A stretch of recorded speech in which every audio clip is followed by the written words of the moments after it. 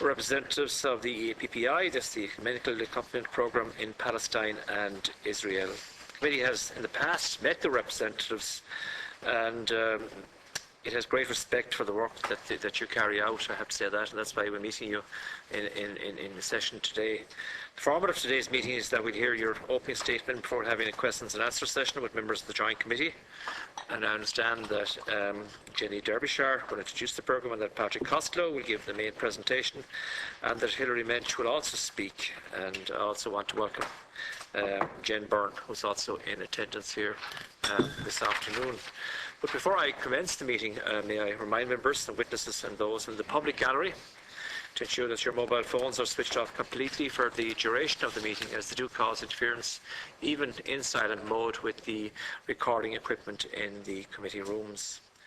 I also wish to remind members of a long-standing parliamentary practice to the effect that they should not comment on, criticise or make charges against a person or body outside the Houses or an official either by name or such a way as to make him or her identifiable. By virtue of Section 1721 of the Defamation Act 2009, witnesses are protected by absolute privilege in respect of their evidence to the Joint Committee. If they are directed by the Chairman to cease giving evidence on a particular matter and they continue to do so, they are entitled thereafter only to qualified privilege in respect of their evidence. They are directed that only evidence connected with the subject matter of these proceedings is to be given, and that they are asked to respect the parliamentary practice that, where possible, they should not criticise or make charges against any person or entity by name in such a way as to make him or her identifiable.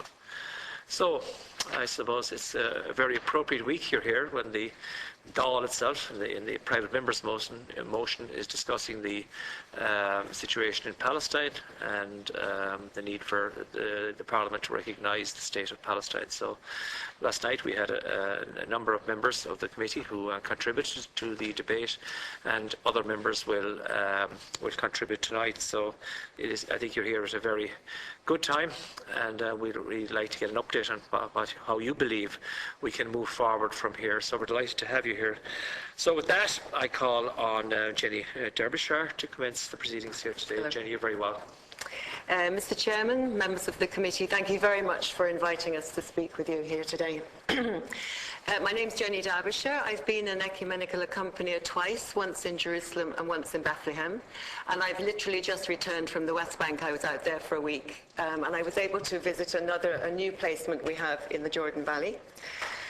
I'd like to introduce Patrick Costello, who will speak after me, Hilary Mensch, and also Jen Byrne, who's particularly who was in the West Bank earlier this year. We've all been ecumenical accompaniers, and we've all been there this year. Just to explain briefly, I think you know that the Ecumenical Accompaniment Programme in Palestine and Israel, which is EAPPI for short, is essentially a human rights observer programme established 10 years ago by the World Council of Churches. Observers are recruited from various countries around the world, and we work and live in 7 different locations across the West Bank. We actually used to be in Gaza, but since the blockade that's become impossible, so we're not in Gaza anymore. And we're there for between 3 and 4.5 months. We're recruited from the UK and Ireland by Quaker Peace and Social Witness in London, and we're all volunteers. And I have a role at the moment as the Volunteer Advocacy Coordinator, with previously Joe O'Brien, and I'm looking after it now. And to date, 30 Irish people have served in the field for EAPPI. I think you'll probably realise when you hear us today that overall things are getting worse in the West Bank, but I think that will reveal itself. Our role as observers includes offering protection through non-violent presence, monitoring and reporting violations of human rights and international humanitarian law, supporting acts of non-violent resistance alongside local Palestinian and Israeli activists. And the fact that we work with Israeli activists as well as Palestinian is very important in terms of the strength of the programme. And we also engage in advocacy to bring about the end of the Israeli occupation. And our advocacy is also part of our protective presence, particularly for the Israeli peace groups. Our core principles are guided by international law and human rights. So I'd like to introduce Patrick, who's going to speak to the committee. Thank you. Excuse me. Thank you very much. Yeah, no, I'm recently back from Bethlehem, so I spent 3 months living and working in Bethlehem, where there's a variety of chores, including supporting Palestinian children, their access to education, a lot of observing the situation at the checkpoint 300 there in Bethlehem is one of the largest in the West Bank. But also one of the main things would be working across the Bethlehem Governorate with supporting the local villages. And two of the most pressing issues that are kind of interrelated with these villages are the actions of the Israeli government in terms of settlement building and the actions then of the settlers themselves. So I just want to talk about the two of these things. They're very interrelated, but I'm going to split them into the government and actions and the settler actions themselves. But I kind of just to put into context, Bethlehem itself is about 5 kilometres from Jerusalem and is cut off entirely from Jerusalem by the illegal separation barrier that runs across the north of Jerusalem and then comes down to the east around Beit Jala and heads down. So it's kind of sandwiched in, and it's only open then to the south and to the east at the minute. So during my time in Bethlehem, there was an announcement by the Israeli government of confiscation of 4,000 dunams of Palestinian land. This was described by the Israeli NGO Peace Now as the largest land confiscation in over 30 years and would take land from 5 villages: Al-Jaba, Surif, Wadi Fukin, Hussan and Nahalin, all of whom we were working with close contacts in. And when this was announced, we made contact with we reached out to these villages to find out what was happening on the ground. And we rang Nasser al-Din, who was our contact in Al-Jaba, who was incredulous. He said, this couldn't be happening here. They've already taken all our land. We arranged to go meet him the next day or a day after that, and we went out and he admitted that, yes, it was happening. They are taking our land. They've already had taken so much of the farmland of the village, but they were coming back for what was left. And he was very much heartbroken. He said, we struggle to save money for years to buy 1 dunam of land, and they come and take 4,000 in the blink of an eye. And the village is now all its land is lost. It's utterly surrounded by state land soon, which will become a new settlement eventually. And it's also they're facing road closures. So, roads into Surif and into other villages there were roadblocks being put on them in the name of security, cutting Palestinian freedom of movement. One of the other big villages one of the other villages that's been badly affected was Wadi Fukin. Wadi Fukin is in the north of the Bethlehem Governorate, and it's in a valley between the Green Line and Beitar Illit settlement.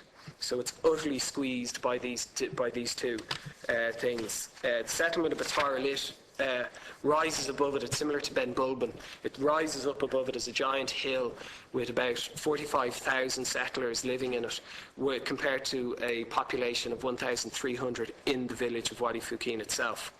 The head of the village council, who we met with on numerous occasions, Ahmed Sukhar, explained that most of the land being confiscated was the land further down the valley that was the village farmland. And the village, like most Palestinian villages, has huge levels of unemployment, so really relies on the agriculture and what it sells, selling the stuff grown in the fields. 70% of the village's economy is based on selling what is grown in that farmland, and this is the land that's going to be lost, which is going to utterly devastate the village. Given its position squeezed, as they say, between the Green Line and the settlement, the Ahmed Sukhar described it as like living in a giant prison, utterly squeezed. But it's important also to realise that the confiscation of the 4,000 dunams, it comes on the back of a confiscation of the 1,000 dunams in the region back in April.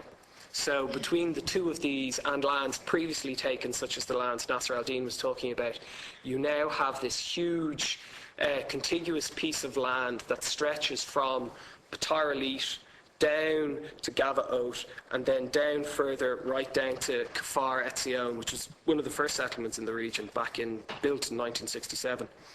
And And you had the president of the Gush Etzion Council, who was very positive about what was happening. This is now the Gush Etzion would be the settler council. So he's essentially the settler mayor in the area. And he was describing with great joy in the Israeli press how Gavaot was going to be a new city for the settlers in the Gush Etzion area. And as I say, along with this confiscation, there was constant expansion of the settlements anyway. So Batar Elite they were building a new hill to expand it onto, to continue the growth of that. A frat settlement constantly was growing while we were there. There was never any sort of settlement freeze whatsoever. The Jerusalem municipality announced 2,500 homes to be built in Givat Hamatos, which is just inside the Green Line but north of Bethlehem. So it's in the area that's of land that's already lost on the other side of the wall, just north of Bethlehem.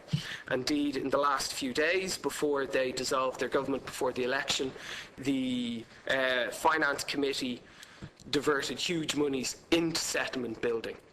Away from other services such as education and stuff into settlement building, and then quickly dissolved Parliament so no one could do anything about it. And it's important to remember that these settlements are illegal under the Geneva Convention. Article 49 clearly states the occupying power shall not deport or transfer parts of its own civilian population into the territory it occupies. The expansion of the settlements, coupled with the land confiscations, undermines the ability of the Palestinian villages to survive, pushing Palestinians off their land, which is something also illegal under Article 49. And their continued growth is not just a threat to the two-state solution, but is also an ongoing war crime under the Rome Statute of the International Criminal Court. And Ireland, as a signatory of the Geneva Convention, has a responsibility to act on war crimes. And during this time, there was also, as I say, this is the government action. So then we have action by the individual settlers and the individual settler communities. So one of the obvious things is the growth of illegal outposts. So the outposts are essentially rudimentary settlements built by settlers. They're illegal under both international law and Israeli law. But very little is ever done to dismantle the outposts. And they can start as a tent or maybe a trailer, and it will slowly grow from there until you have a full settlement with buildings growing and taking over more of the land. And the settlement, the outpost covers more than just the footprint of the tent or the caravan, because they would set up a security exclusion zone around it. So it has quite a wide footprint. So they're very significant in taking over land. And, one of the most significant of these was a place called Halatanakla, which is just south of the main municipal Bethlehem. And this was a piece of land that was under court order, or under court dispute. And instead of waiting for the outcome of any court, settlers had gone and built a tent on the land that was owned by a private Palestinian farmer. And this action was condemned by the courts, and things they had done, like opening up a new road, were declared illegal.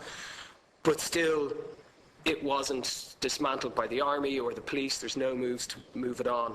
And Halatanakla is very important because if a settlement is built here, it starts to cut off Bethlehem from the south. So I say Bethlehem is cut off from the north and the west, and the Halatanakla, and linking through to Tekoa provides a block at the bottom to block it off from the south. Then to the east of Bethlehem, there's a former military base, which when the Israeli army left in 2006, the Palestinian Authority tried to acquire to turn into a hospital. It has been taken over by a group who call themselves the Women for Israel's Tomorrow, who are also known as the Women in Green, and they're attempting to establish a presence there, and they call the development Shtima. And they themselves, on their website, talk about the importance of Shtima as linking, providing a contiguous path from Jerusalem into Har Homa, a large settlement in East Jerusalem, just north of Bethlehem, into Shtima, and then down further into Tekoa and Nochdam, which are slightly further south. And, they highlight that this is important to create a unified presence of the settlements, which, as I say, will cut off Bethlehem to the east.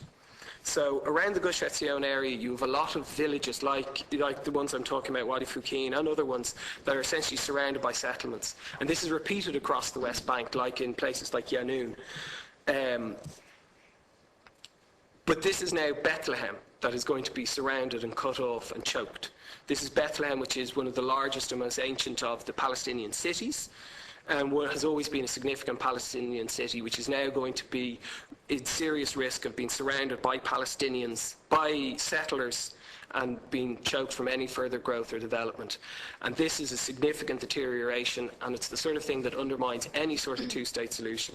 So if we want to see a two-state solution, if that's what we feel is fair and believe and want to work towards, the settlement building is going to utterly destroy it.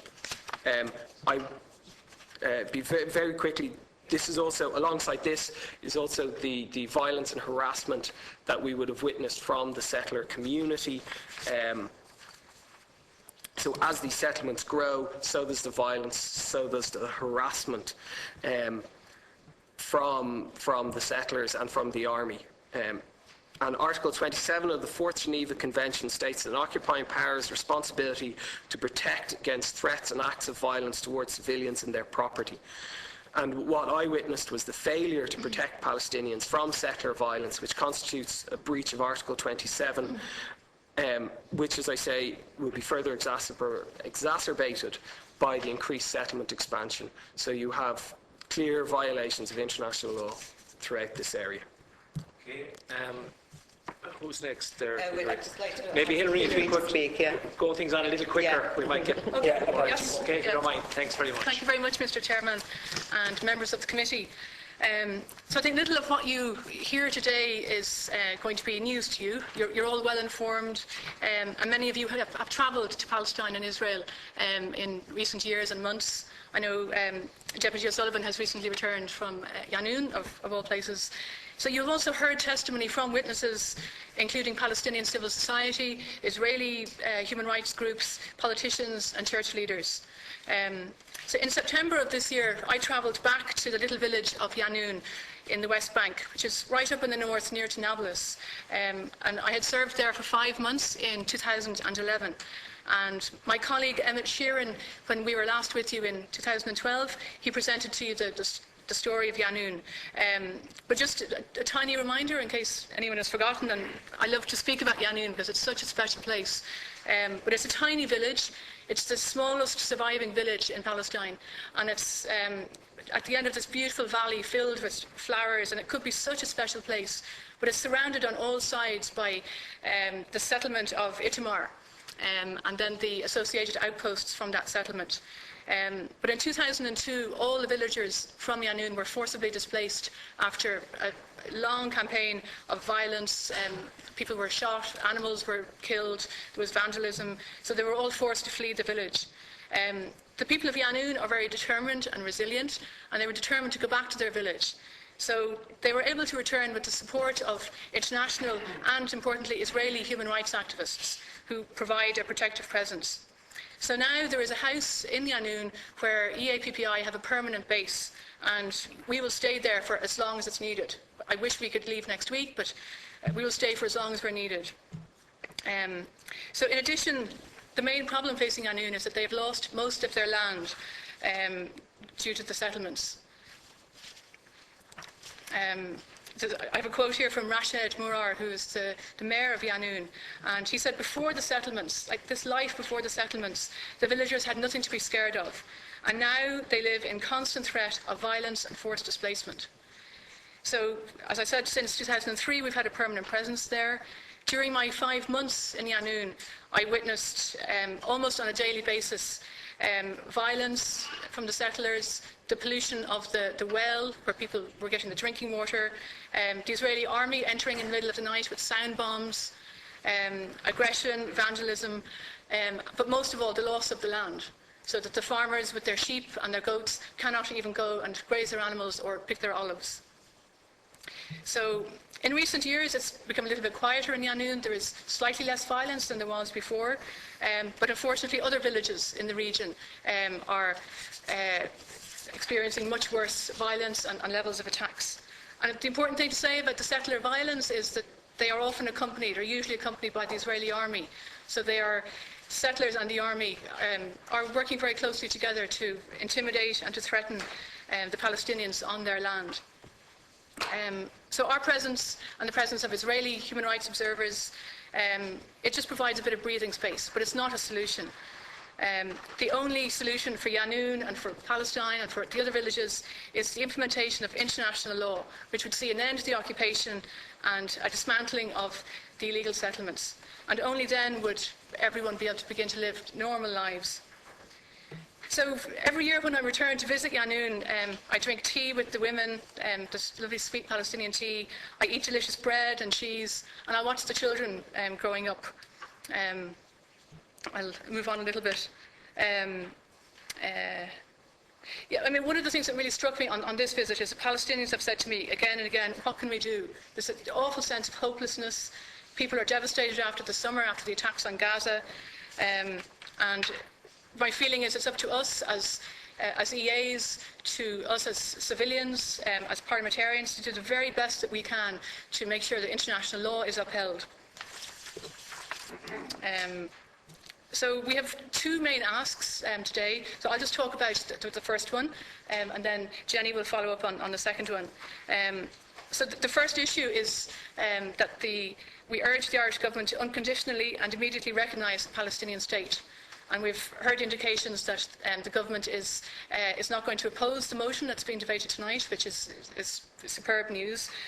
But we'd also ask that the committee would go a step further and would speak on behalf of the committee to ensure the government does recognise Palestine, and also would write to the Minister in that regard. I have a few points here just in relation to the recognition, if I may just add those. I'm trying to get some of the members in to ask questions as well, you know. I mean, I can come back to this later if they want to ask. Yeah, if you can come back afterwards, because some of the questions will probably relate to what you want to talk about. Fine. No, Jenny, you want the second point, okay? And to leave that there, because what we have here is just going back over what's happened in the last 2 years in relation to our call for a ban. I think it's much better that we have interaction between the members. Absolutely, and just to say that Jen's experience relates particularly to military incursions and the arrests of minors, if anyone is particularly interested in that.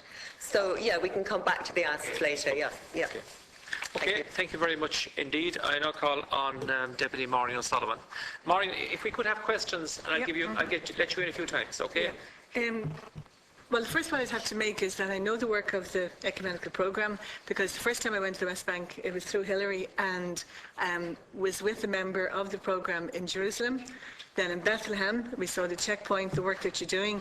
Then we went to Yanoun, which was the most amazing place. We also visited a school on the way where the ecumenical programme has a presence, and the school in Yanoun. And we had the most amazing lunch with the gentleman farmer, mayor, I think he was at that stage, in Yanoun. So it's a great testament to them that they're still there. And I think it's only because of yourselves that they are still there. So my first question is in relation to, you monitor and you report human rights abuses. But what happens then? I mean, you're here talking to us, but I know there's this frustration among Palestinian people and among Israeli people at what's going on. And the legal process just takes so long, and there's no guarantee, even though the case would appear to be cast iron, that it's going to get anywhere. Particularly interested in the Bedouin in the Jordan Valley and their situation in particular. I know you have a major waiting list for people to join your programme. Again, I know there's a lot of interest in Ireland, but just again, interesting that. And the point I would make is the amazing work that's going on from youth groups like in Arrowhead Camp, like the theatre in Jenin and in Hebron, the heritage groups in Brizet. And I do think the Palestinian Authority could be doing more. And I'm not sure if you can comment on that, but I would love to hear your views. I'll let you back in again. Yeah, okay. So if you can give a fairly short comprehensive answer there, and that you can. I'll let Maureen back in again then. Just to come in on that, we feel the same frustration in relation to, we prepare our reports, we bear witness, we go to the European Parliament, and there are human rights organisations who are better placed than us to do some of the long-term legal work. So what else can be done? I mean, the big thing is that what we've seen is that without external pressure, unfortunately, Israel is not going to act.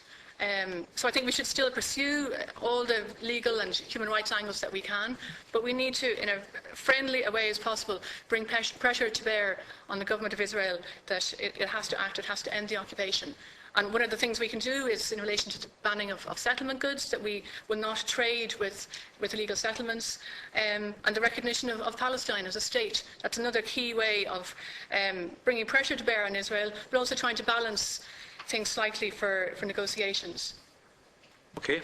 Anybody else want to comment briefly? And I'll bring Vic Moran again. I'd just like to talk to you about the Bedouin. You said you're particularly interested. The current plans that have been announced by Israel over the last couple of years for the forcible transfer of 12,500 Bedouin from their areas around the E1 area of Jerusalem and the Jordan Valley to 3 settlements around the Jordan Valley. Well, that represents a grave breach of the Geneva Conventions. Under the Geneva Conventions, a grave breach is actually separate from a normal breach, not that you can ever have a normal breach of international humanitarian law, where it actually obliges state parties to the Geneva Conventions to take action to pursue the offenders who have permitted or ordered or orchestrated the grave breach and to try them in national courts. So it actually ties the member states to taking action. Now, on an actual ground level for the Bedouin, their lives are very, very difficult. Over 80% of them don't have access to water or electricity. Over 50% of the Bedouin populations are children. As you probably are aware, the Palestinian population is quite young. But within the Bedouin, you were talking, I was based in the northwest of the West Bank, and I had visited with the Palestinian Medical Relief Society 2 Bedouin communities, one which was close to a Palestinian village and was able to have illegal water and electricity hookups, but another one that could not access any of that. And our contact there, he told us that it's not that they don't have the money, but they cannot use that money to develop themselves. Anytime they build anything, it is demolished. You know, I was out there with Medical Relief Society to provide basic medicines, diabetes medication, and they were saying you have a situation where the Bedouin populations are living cheek to jowl with their animals. They can't build proper buildings so that they can house their animals. So you have one of the towns, Arab al-Rabadin, is on a hill and gets effluent from the animals running by their house, and a lot of them suffer from respiratory illnesses as a result of this. Now, this is in the shadow of Alf-Manash, one of the largest settlements of the Kedemim Finger settlement blocks.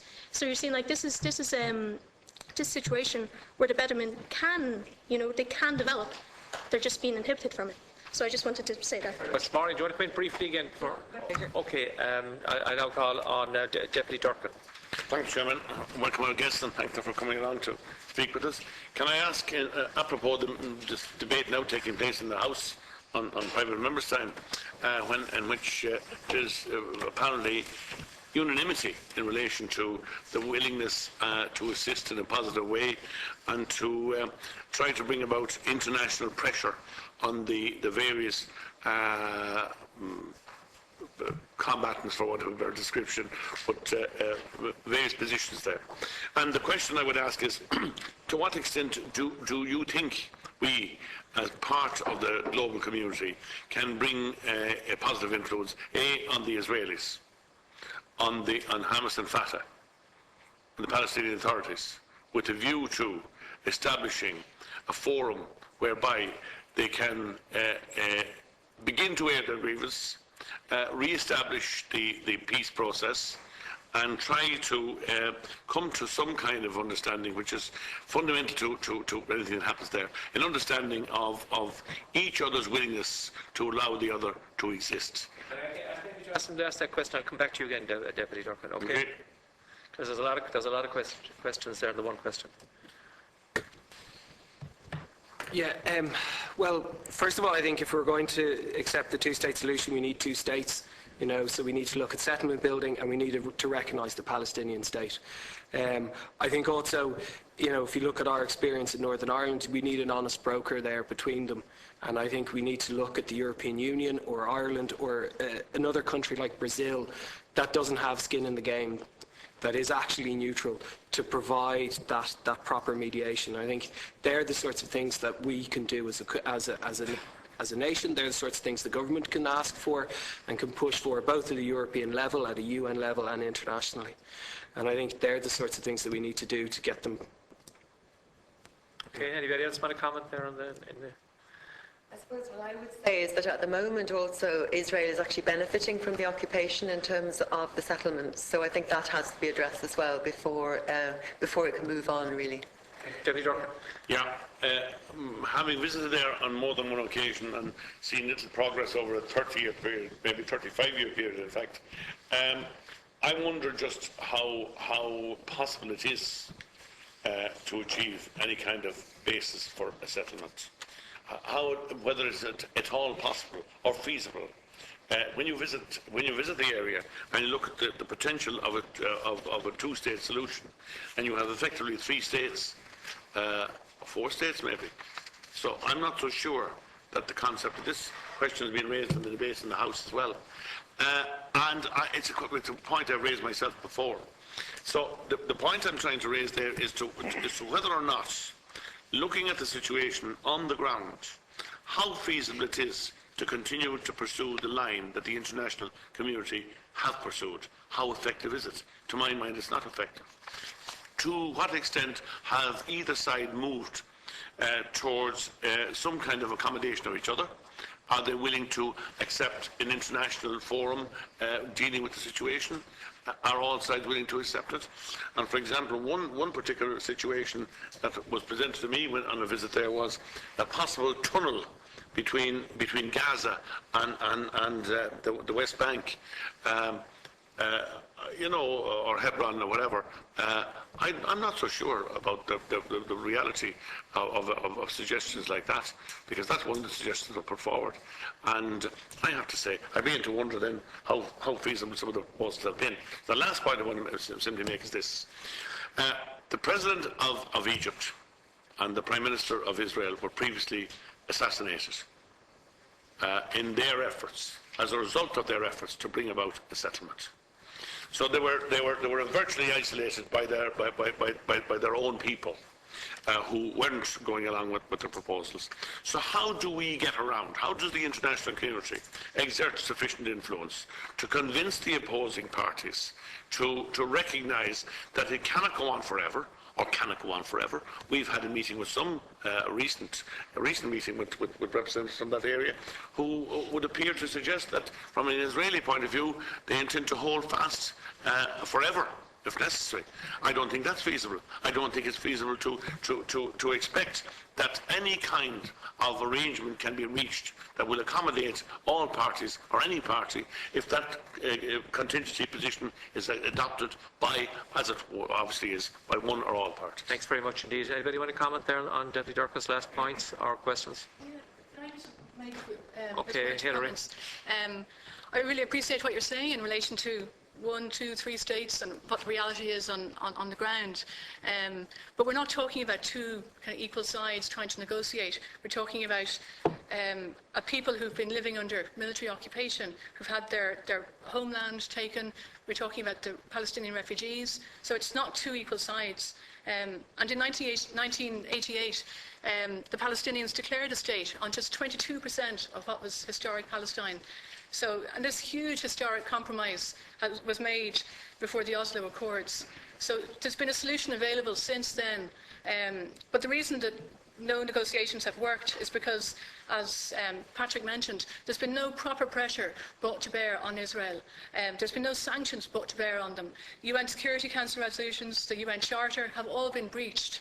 And we're, in our capacity as the EAPPI, Did Bill Clinton not bring... Sorry, no, hold on a second, just to finish there. in our position as the EAPPI, we're not particularly promoting divestment and sanctions, but there are so many things that can be done within the EU, within the economic framework, to send a message to Israel that your actions, your breaches of international law and human rights are not acceptable.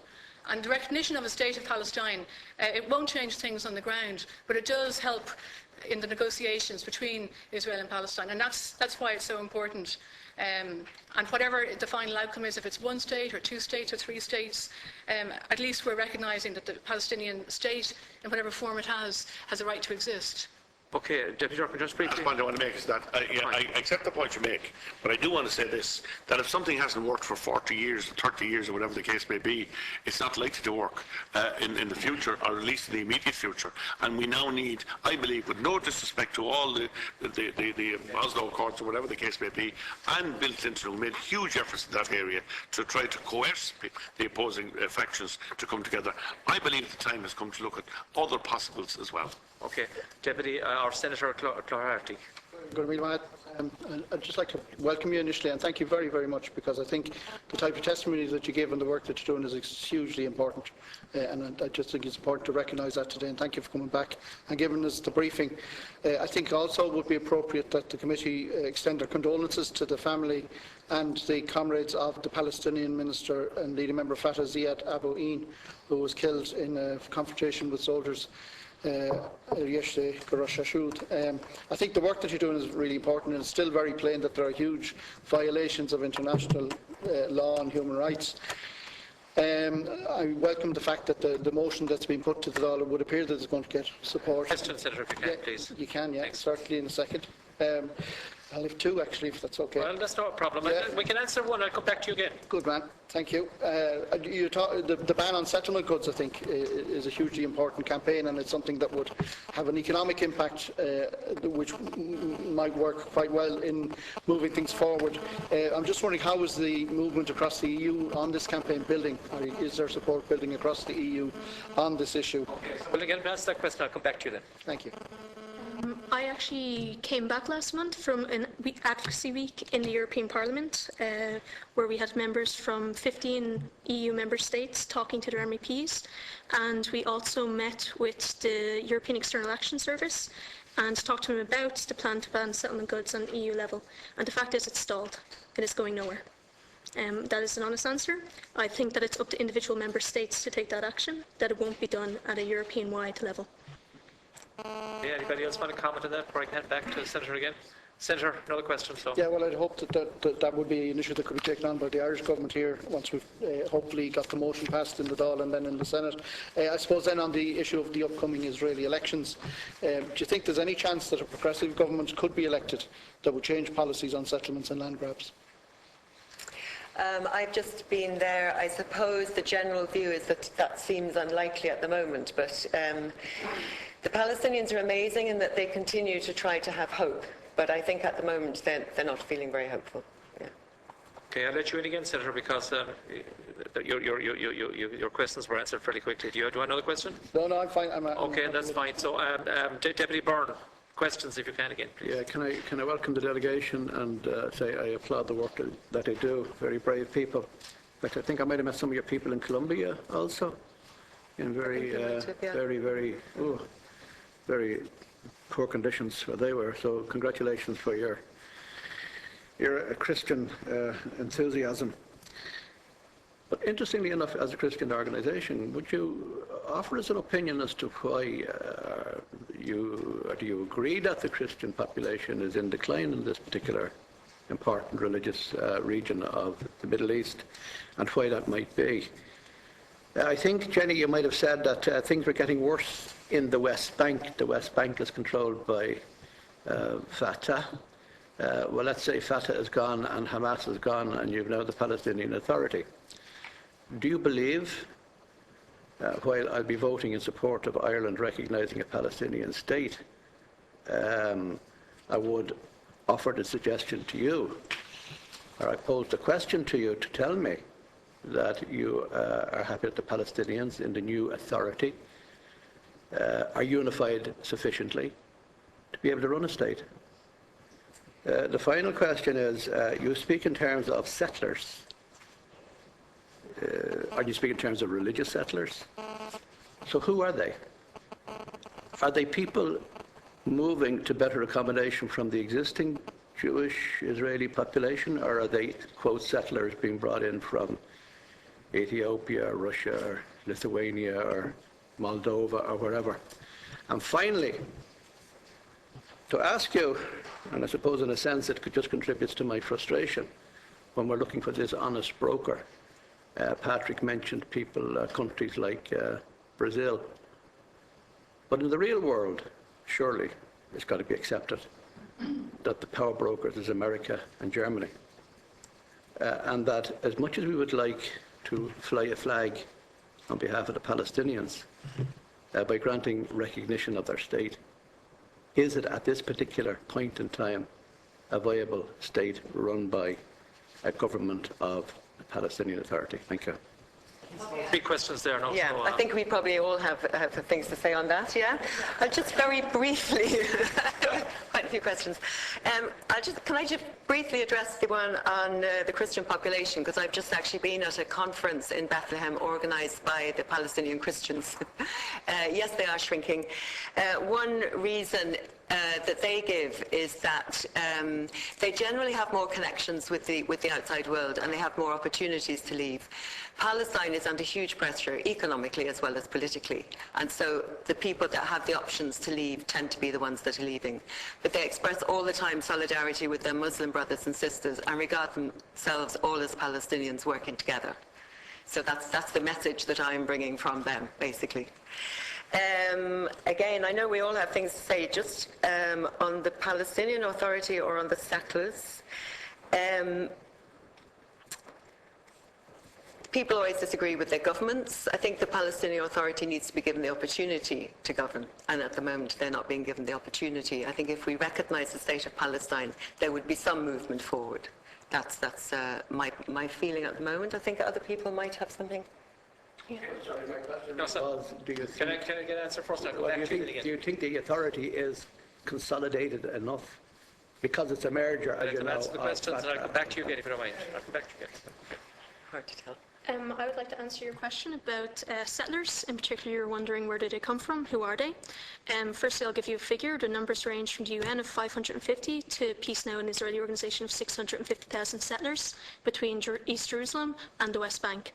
Now, they're made up of both ideological settlers. We are talking ideological settlers who believe that the West Bank and all of the greater area belongs to the Israeli Jewish population as a mandate from God.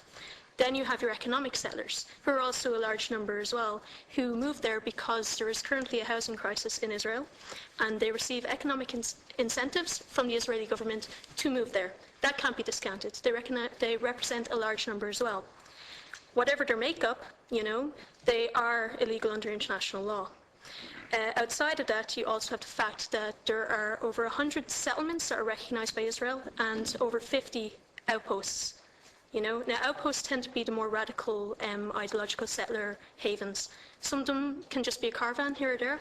Some have populations of several thousand, and they are the ones that orchestrate the majority of the settler attacks and violence against the Palestinian population.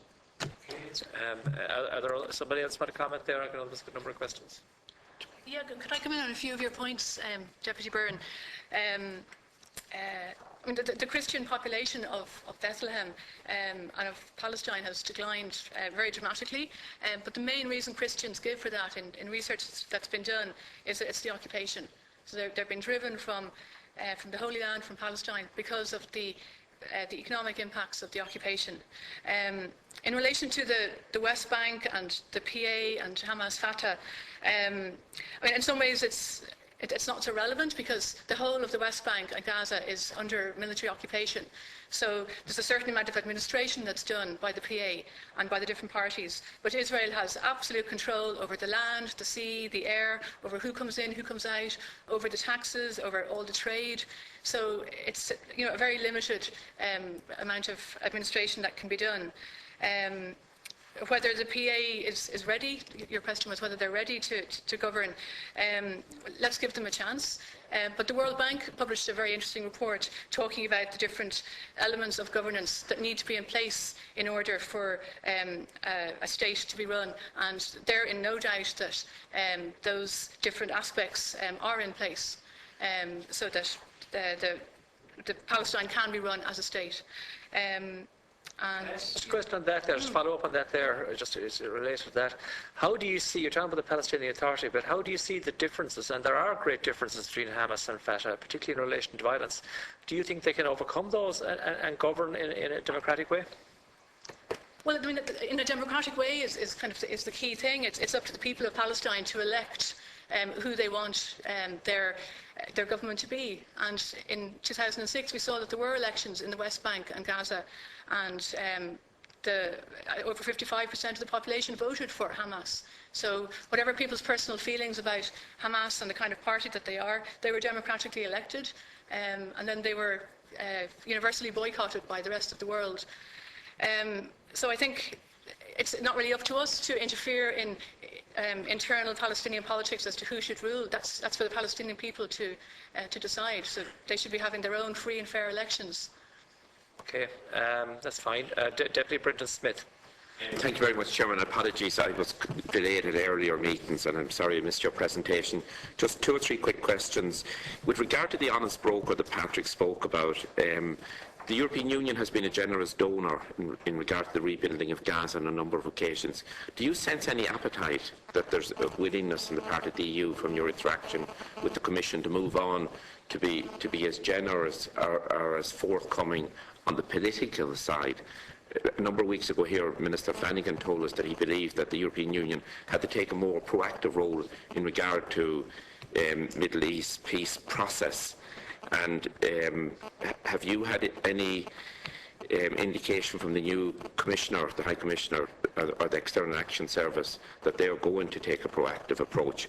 With regard to the ban on settlement products, am I correct in thinking that there are only a small number of countries, maybe Northern European countries, that have in place a ban on settlement products? And is there any indication that the European Union, as a union, intend to have a realistic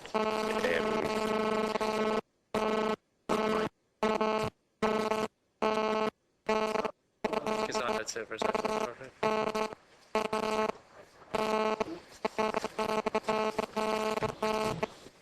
yeah. Your neighbour. Just with regard, is there any indication that the European Union has even in place a regulatory framework in regard to the ban on products should they decide to activate it? A number of years ago here, I remember former President Robinson and former President Carter and the former President's mother country as well, they at that particular time at some event here in this capital city spoke about the need to have in place a realistic ban on products from settlement. With regard to the expansion of settlements that have taken place, I think one of the largest acquisition of territory was it the 1st of September, the 1st of October last. How viable now is the two-state solution based on the 67 borders in view of the massive expansion in settlements? Answer those questions. I'll come back to you again for another question, okay? Because there's a couple of questions there. Some of them have been answered already, but a question bit out. You might just update Deputy Smith on those. I'll just jump in on that, the last one about the settlement very quickly. Just because I had been talking about in working in the area of the 4,000 dunhams that were seized, they haven't been built on yet. So certainly in response in them, if there is enough action and external pressure, you know, there won't be the settlement building on them. So we need to act strongly and quickly so that there isn't the settlement building to maintain that viable Palestinian state. One of the big problems with Bethlehem is it, as a city, could be choked off, would choke off any chance of peace, which is why these issues of recognition and settlement ban need to be acted on quickly, because I think there is still hope, but its time is running out. I think that's the message we want to get across, that it's really urgent. You know, it's just viable. I think Hilary had a point to make, and also Jen. Yeah. Yeah, but there's a lot of very rich, interesting questions from the committee today, and I hope we're doing some justice to them. But in relation to, you mentioned the EU being, it's a huge donor for Palestine.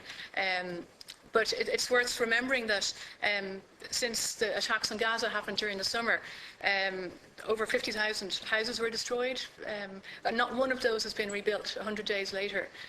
So none of the EU aid or the international aid that's been promised to Gaza has made any difference on the ground there. And it's because Israel decides what and who comes in and out of Gaza. So all the money that's available means nothing if there is still that siege of Gaza. But at the EU level, I don't know really what's happening, but Ireland still has to do as much as we can to try and persuade our EU partners to introduce a ban on settlement goods. And then the other big thing that Ireland can do at EU level is to look at what existing mechanisms there are. And one of the things we have is the EU-Israel Association Agreement, which gives Israel and other non-European countries tariff-free access to Europe. And Article 1 of that association talks about the human rights obligations of all parties. And if those human rights obligations are being breached, there is a mechanism for cancelling or for changing the agreement. So I think we don't need to look for new things to do. It's using the existing mechanisms that we have and trying to create more of a sense of urgency and will to do something. Because as Deputy Durkin was speaking earlier, after 40 years, after 65 years, the situation is getting worse and worse and worse. And we have an obligation and a duty to do the best that we can. Deputy Smith. Thank you very much. It's easy for any of us to pledge funding for a project if we know it's not going to be drawn down. I presume that's not the ethos of the European Union when they make commitments and pledges. And to your knowledge, when the European Union, on behalf of its 500 million citizens, when it makes a pledge to provide much-needed funding to try to relieve the desperate plight of so many innocent people, is there any interaction between the EU and Israel in regard to trying to remove the blockages that actually the pledging of money can be actually drawn down and facilities and homes put in place for the Palestinian people? I can tell you a bit in relation to 8 projects in between the years 2001 to 2011. That was a parliamentary question asked at EU level, and during that period, €49 million worth of EU-funded projects and member state projects were destroyed. There was a question raised in Parliament about whether member states and the EU could claim back some of that money from Israel, but basically, and there was a motion voted on, and it was voted against. So there isn't a will at EU level to ask for reparations for destroyed EU-funded projects. And I think that lack of will extends to removing barriers to EU-funded aid. The fact is, when you walk around the West Bank, because my experience is West Bank, not Gaza, you see signs everywhere from USAID and the EU and EU member states funded structures, but that doesn't mean they're safe. You know, you can go to an area one week that has water towers that were donated by the Swedish government, and they will clean all of that. You know, it's a fact that we can talk about this, but there isn't a political will. You know, and I believe it has to come at a member state level, not at an EU level, because you have big players like Germany who will just vote against it. Deputy Mitchell, sorry. Yeah, one more, yeah. Just with regard to Hillary's comment in regard to the recognition of Palestine won't change things overnight, unfortunately. We all know that, and we're all supportive of the motion that's before the Dáil at the moment and the motion that was passed by Shannon Aaron. I suppose the one difference that it makes, I made a point last night in the Dáil debate, was it gives some parity of esteem to Palestine in negotiations. That's the one important aspect of it as well. Thanks, Chairman. Okay. I was going to maybe follow up on one question there that wasn't maybe answered. Talk about the honest brokers, we've talked about the EU. What about the Americans? They have big influence in that region. Do you think they could do a lot more? Well, America provides about $3 billion in military aid, and that's generally in the form of to Israel, and that's generally in the form of vouchers to buy military equipment from US military companies. Outside of military aid, I'm talking about political dialogue, I'm talking about trying to get a solution here.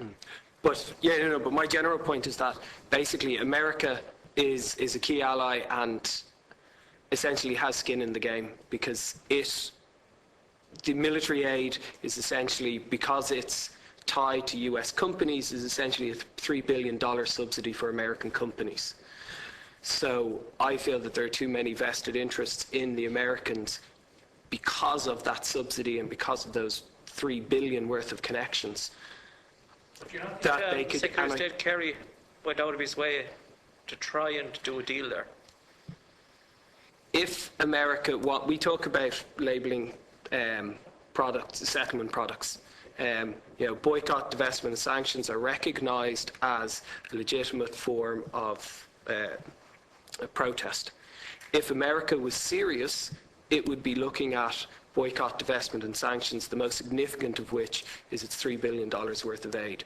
Throughout its time in negotiating, this has never, ever, ever been reduced or even threatened to be reduced. And that's why I would say, and that's why, coming back to your point earlier, Deputy Durkin, Bill Clinton may have used moral pressure, but until this gets backed up with action, there is no pressure. And it's the same with us. We can sit here and we can talk, but until it gets backed up with action, there is no pressure.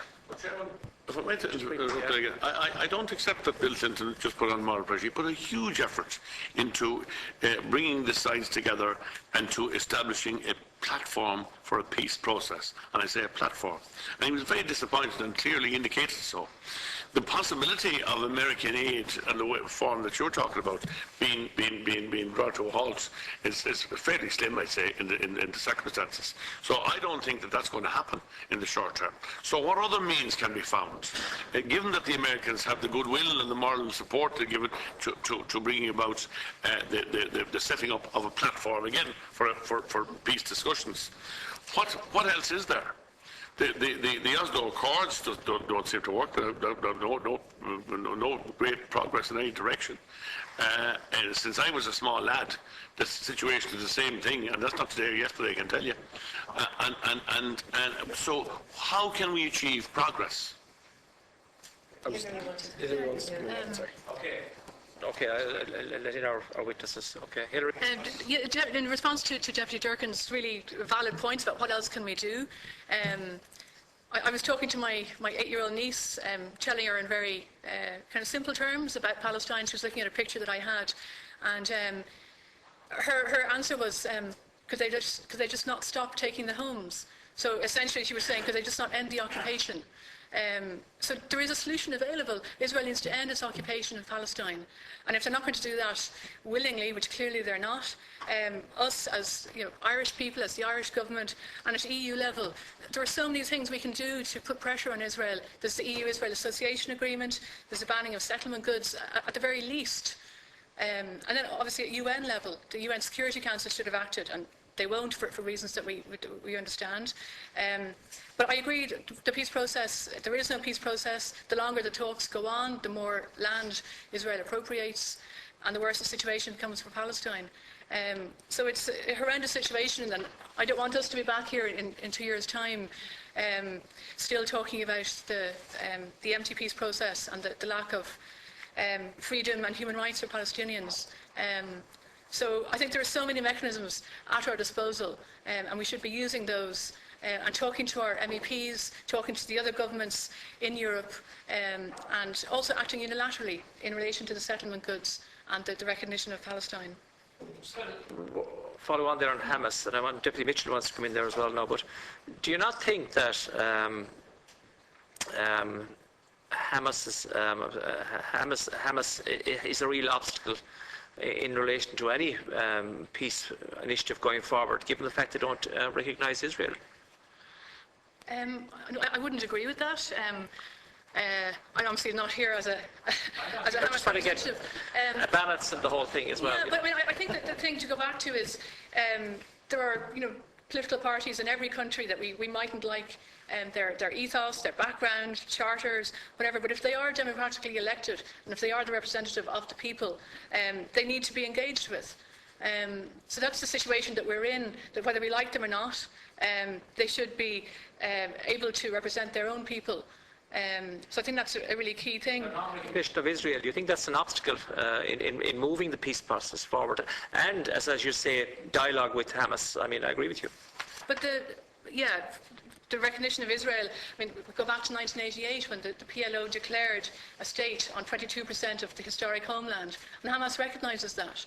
So whether it's recognising Israel as a Jewish state or a non-Jewish state is not really the point. It recognises the state of Palestine as being on that 22%. So that is recognising Israel on the remainder of the land. But if we're talking about different political parties, I mean, the parties in Israel, the Likud charter refuses to recognise a Palestinian state. It refuses to recognise any land west of the Jordan River as being Palestinian. So you could argue the same thing for the Likud party that President Netanyahu is in charge of. So I don't think that's all that helpful to get into what the different political parties... My point is any solution, two-state solution, is going to involve land exchange anyway. It can't happen otherwise with the erratic settlements that are there at the moment. Yeah, and then it's not up to us to kind of say what shape a future Palestine state or a one-state or two-state, but we're not here to advocate on one or the other. Deputy Mitchell. Well, golly, it's been there's little left to ask, but I do want to take up the whole thing of the viability of a two-state solution, because that has been a policy we've pursued, that all peace attempts have pursued, and has got nowhere.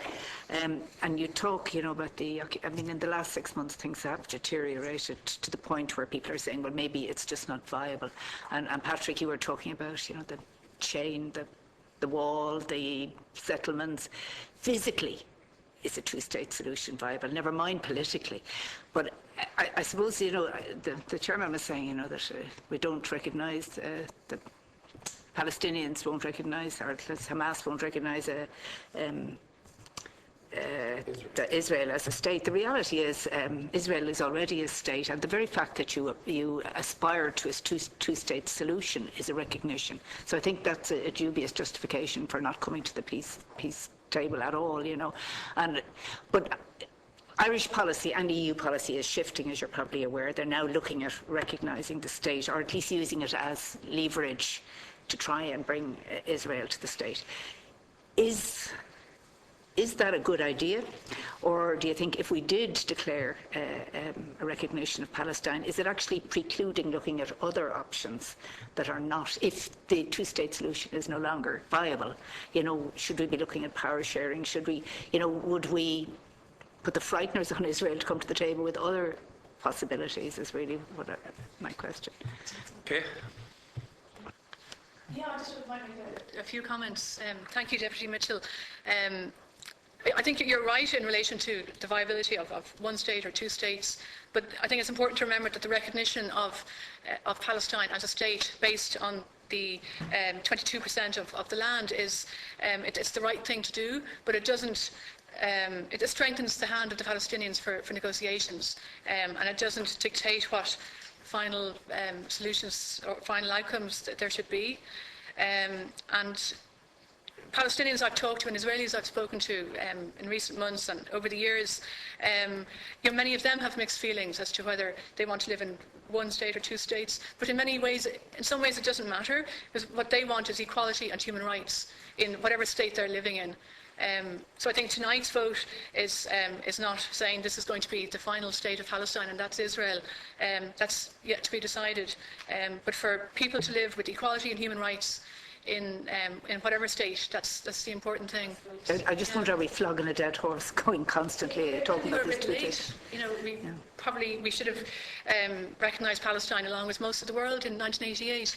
So I don't think we're jumping the gun. We're very late to actually recognise it. I'm not suggesting that you're suggesting that. I'm just wondering, if we are going in the right direction, and would it be better to use the threat of it as leverage rather than actually do it? I mean, I'm not convinced, but this is something that's been discussed all over the EU at the moment. It's not just in Ireland, as you know. Deputy Senator Wallace just briefly want to obviously welcome our guests. And I suppose, I just wonder, okay, if our government recognises the state of Palestine, is it going to matter one iota? Seeing that so little progress has been made over the past 60 years, as has been referred to, and. My question, and you partially answered it earlier, was going to be in relation to the whole area of, humanitarian aid and the rebuilding of all the buildings that were destroyed. But, is there any significant move that can be made by the EU to ensure that the pledged aid, that the various member states have indicated that they're prepared to provide, that can start to filter through and just start the rebuilding process and start to to restore some sort of normality for obviously the people who are suffering most and who are living in appalling conditions. And just I haven't been to Palestine, so I don't, quite know the extent of the settlement goods. But you might just quantify for me what the economic value of the settlement goods are. Like, what would it mean, or how big a hit would the producers of settlement goods take if there was a ban on settlement goods? Okay. I've got an extract here from a report that was done a year or so ago. The Israeli government estimates the value of EU imports from settlements at around 230 million a year, compared to 15 million a year from Palestinians. So it's absolutely very significant. And it would also be politically significant in terms of Ireland or Europe saying we won't give support to the settlement project. Yeah. And I think I have two things to add to that. Firstly, you asked what would state recognition mean, and this goes for Ms. Mitchell's statement as well. I think on a Palestinian citizen level that it would mean hope. The fact is that settlement expansion and violence are whittling away at the hope of the Palestinian population, and this is leading to a rise in tensions. We haven't had an intifada in over a decade now, and personally, I'm getting worried. I know that you have the older members of the population who remember the harshness of the second intifada quite well, who are afraid of a third intifada. And I know that what we need to give the Palestinian population to relieve tensions is hope. And I believe the state recognition is our way of giving them hope. I can tell you that after Sweden recognized Palestine recently, that there was an upsurge in morale that was observed by EAPPI volunteers. I think it's something that Ireland could definitely do to just make the situation on the ground better for the Palestinian population. Okay, Deputy Sullivan, you want to come in, and Deputy Byrne wants to come in. Okay, I'll give both your questions together. Okay. Very quick. It's just I was very struck a few weeks ago in the West Bank of the number of Palestinian people who've moved away from the two-state solution and talking about a one-state solution. And I think part of it is their loss of faith in the Palestinian Authority. And I think part of that is also because there have been no elections held. That's not doing the Palestinian people any good, and I think they need hope from their own politicians as well as politicians outside of Palestine. Okay, Deputy Byrne. Yeah. Hillary, you said, I think, we missed the boat. We should have recognised the state of Palestine before now. It's questionable, because I posed to you the following question. What difference would it have made?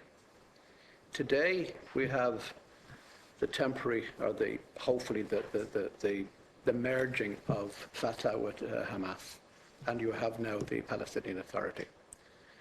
But that authority doesn't, the Hamas will not release its authority at a governmental level to the authority. There's terrible tensions there. Let's call a spade a spade. Surely, it's one thing of being, and I think it's important for the Palestinians that we do give them this sort of moral support tonight.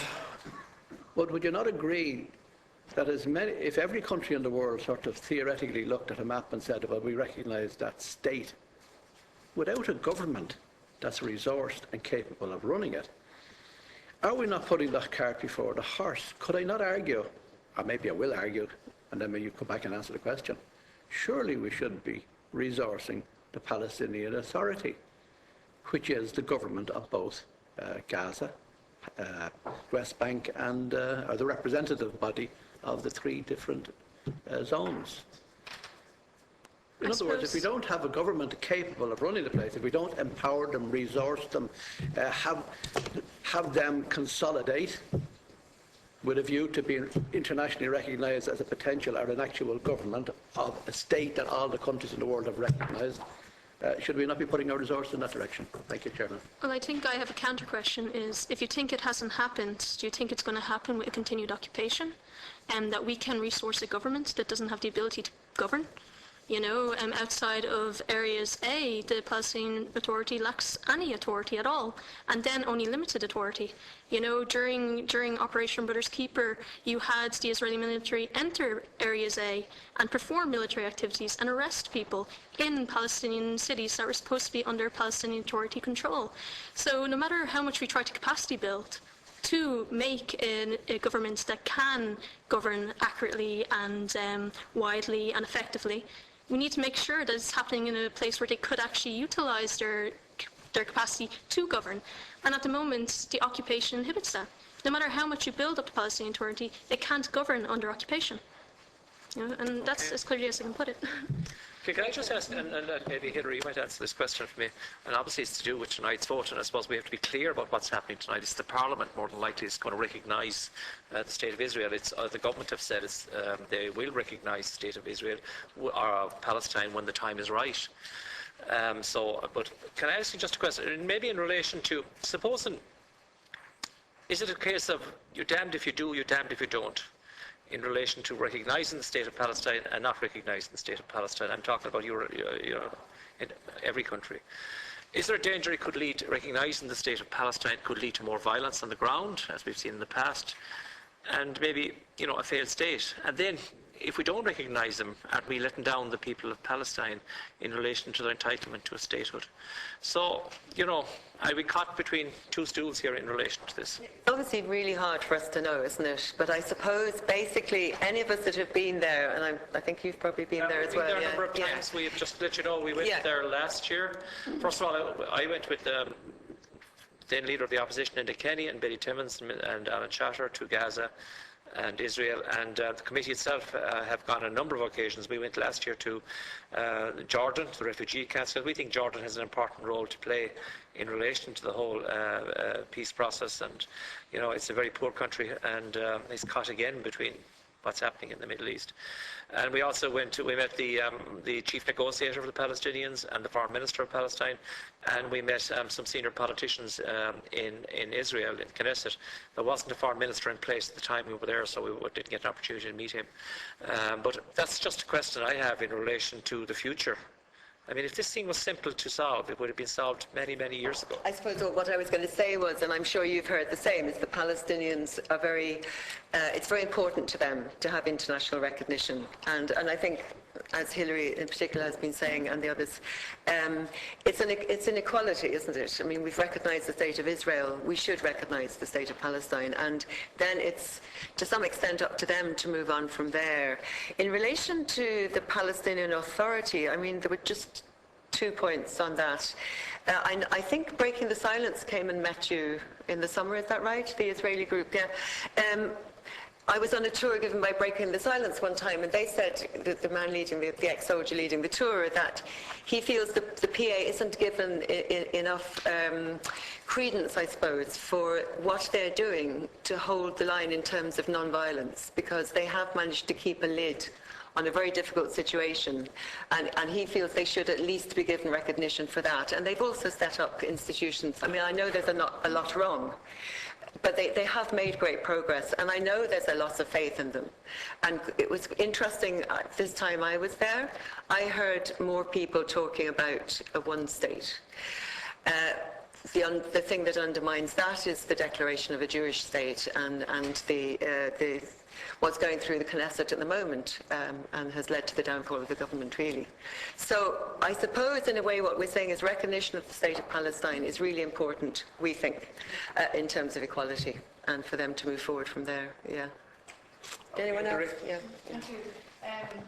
Just to remind the committee that back in 1980 there was the Bahrain Declaration, and Ireland became the first European state to declare that the Palestinian people had a right of self-determination and to the establishment of an independent state in Palestine. So that's what we said in 1980. So I mean, who are we to deny someone else's right to self-determination? And then just such an important point to remember is that this is what Palestinians are asking for. They're also asking for their freedom and for an end to the occupation. But we have a statement here from the Palestinian Christian leaders, and their message is that we send an urgent message to the whole world, and particularly to Europe. We are yearning for justice and peace. Recognising Palestine and defining Israel's borders is a first step towards that goal. We believe that recognising the State of Palestine on the 1967 borders is the first step towards changing the current status quo. Banning settlement products and divesting from companies and organisations linked directly or indirectly to the Israeli occupation is also a must. 66 years after the beginning of the Palestinian Nakba and 47 years after the occupation, it is time for the State of Palestine to be free and become a full member of the United Nations. That is why we call upon European governments to fully endorse the just Palestinian quest for freedom and independence. Can I just comment on that? In relation to the ban on settlement goods, and I see where you're coming from. You talk about 230 million euros worth of goods coming in from. Obviously, a ban is not going to be effective unless you get every country in the European Union level to make it effective, and that's not going to happen under the present arrangements within the European Union. There's no way that's going to happen. Europe is very divided, as you know, in relation to the Middle East issue, and that the foreign ministers will tell you that. So, I mean, is it really more symbolic than affect economically, really, the whole gesture? I mean, you look at countries, I don't want to mention countries really at this stage, but I mean, countries like Germany and other countries like that, they're not going to ban settlements coming in from these areas. Except that sometimes, if a particular country takes a stand, it's more likely that other countries will follow suit. And I mean, I think we're seeing this with the recognition issue. You know, it's starting to gain momentum. And I think the same thing could happen with settlement goods. Somebody has to start somewhere. Yeah, but it's been going on. This issue has been... It's been rumbling for a while, but it's time. Last number of years, you know? And I think what's happened is it's been tossed between national governments and the EU. And what Jen is saying from the lobby to the EU this time round is that it's back to the national governments. So it probably is time for if we could urge the Irish government to take a stand on it. And I believe on a very basic level that settlements recognised legal under international law are not an industry we should be doing business with. If we support the founding principles of international law, then we should not be dealing with settlements, you know? But what do you think of the EU policy guidelines that's being worked out at the moment in relation to the labelling of goods from settlements, that they're not misrepresented to the consumer that they came from Israel? Isn't there work in the EU, at EU level ongoing on this at the moment? Do you think that's a first step in relation to what you're proposing? Well, not all countries have released the guidelines. I know Ireland have on businesses dealing in settlements as well as settlement goods. But the fact is that most countries aren't labelling their goods, and there haven't been strict regulations stating that countries must. And then again, there's also the fact that labelling something from a settlement doesn't mean that people won't buy it or that they're aware of what settlements mean. They have the choice, but maybe they don't know what that means, you know? I know that my mother didn't have an idea about Israeli settlements until I went over there, you know? Before that, you're asking people to make consumer choices about something that they may not be aware of the ramifications. They see Israel OPT, they might be like, what? You know, it's about saying that, are we going to endorse that people have the choice to fund something that is internationally recognised as illegal? Yeah, but it wouldn't be seen as a first step, given the divisions that are there in the ban on settlement goods within the European Union at the moment, is all I'm trying to say. Well, presumably, if the EU could agree to label goods, that would be a great start. Yeah. But it wouldn't prevent Ireland introducing a ban, Yeah. you know, which would be a great step forward. Okay. If there's nothing else, I'll wrap up on this issue. I think we had a very good debate, over and back, interactive debate between the members of the committee and yourselves as well. And I think it's good to differ, it's good to challenge, it's good to ask questions. I think that's all. That's how important it is to probe of you know what's happening in Israel at the moment. And thank you for coming before the committee. Do you want to briefly? I was wondering, we had 2 points that we wanted to put to the committee in terms of actual action. Hilary, did you want to talk about the... One issue which you spoke about is fairly straightforward. That will be dealt with tonight, and that will be unanimous. The other issue, so the point. The ban issue is something that's been ongoing in the committee here. You know, as I've said to you, a ban really on settlement goods can only be effective if the EU as a whole act. Otherwise, it's you know it doesn't work out. So we've had motions on this before. And we have put them to the minister. So I mean, what we can do is, if the approval of the committee is, we can write to the minister in relation to our meeting today and outline the issues that you've raised with us in relation to both those 2 issues. Is that okay? That would be great, actually, if you would do that. Thank you very much for your interest. Thank you very much for coming in before us. Okay. And obviously there'll be further debate on this issue. More than likely we'll have somebody from the Israeli government putting a different point in now before us in the new year as well, because I suppose we have to be balanced in the way the committee works as well and give everybody a viewpoint.